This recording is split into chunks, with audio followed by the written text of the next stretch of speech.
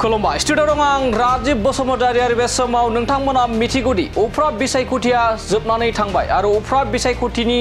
फिथाइखौबो मोनबाय आरो बे फिथाइयाव इउपिपिएल दोलोनि बिजाथि निर्मल कुमार ब्रह्म बिथाङा देरहानानैबो थांबाय आरो बेनि सिगां गोबां मानि दान्थे बिदान्थे सोलिगासिनोमोन बेरेखा दोलोनि बिपिएफ हानजा लोगोसे इउपिपिएल लोगोसे कंग्रेस दोलो बिथांमोननि गेजेराव गोबां मानि दान्थे बिदान्थे खालामनायखौ नोंथांमोना नुना मोनबाय नाथाय उफ्रा बिसायख'थि जोबखांनायनि उनावबो बिटिआरनि मावफुं सोद्रोमा राकेश ब्रह्म बिथाङा बिपिएफ दोलोनि माखासे मानि दैदेनगिरि बिथांमोननि सायाव बाथ्रा बुंनाय एबा दान्थे बिदान्थे खालामनायखौ गाराखै जेराव बिथां राकेश ब्रह्म बिथाङा बिपिएफनि गोख्रों मावथिफोर जेरै कास्टम बसुमतारी बिक्रम दैमारी लोगोसे गोबां मानि बिपिएफनि जा थासारि लाइमोनफोरनि थासारि बेखौ लानानै गोख्रों मानि फिन आरोबाव बाथ्रा बुंदों राकेश ब्रह्म बिथाङा थांनाय गोलाव समाव बिक्रम दैमारी लोगोसे थांनाय गोलाव समाव कास्टम बसुमतारी बिथांमोना दुलाराय बर' फरायसा आफादाव बिबान लानानै गोख्रों खामानि मावबोदोंमोन नाथाय मा जाहोननि थाखाय कास्टम बसुमतारी बिथाङा दुलाराय बर' फरायसा आफादनिफ्राय बोख्लाय जादोंमोन एबा एरख' जादोंमोन बेखौ गोख्रों बाथ्राजों खेंफोरथि होदों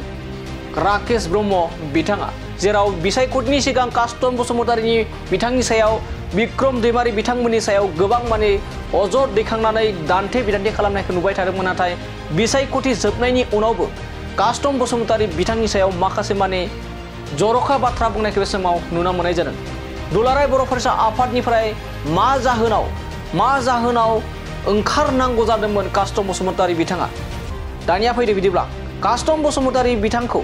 दुलाराय बर' फरायसा आफादनिफ्राय ओंखारनायनि अजद लानानै एबा ओंखारनायखौ मा जाहोननिफ्राय थाखाय ओंखारनांदोंमोन बेखौ लानानै मा फोरमायखो राकेश ब्रह्म बिथांनिफ्राय जों आबुङै मिथिना लानि आमार कास्टम बसुमतारी डाঙरिया तेखेते एफसु दলৰ পৰা তেখেতক বেয়া কামত লিপ্ত থকাৰ কাৰণে তেখেতক মানে এফসুৱে তেখেতক মানে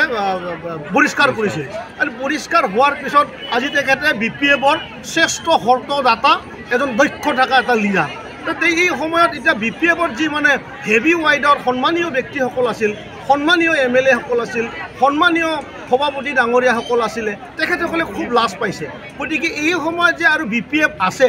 বিপিএফক হাগ্ৰামা মহিলা ডাঙৰীয়াই কণ্ট্ৰেক্টৰ এজন বহিষ্কাৰ হোৱা এজন মানে লেতৰা কামৰ লগত লিপ্ত থকাৰ কাৰণে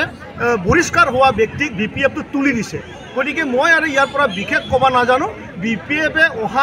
আহি থকা 3 মাহৰ ভিতৰত অকল হাগ্ৰামা মহিলাৰী ডাঙৰীয়া অকলে থাকিব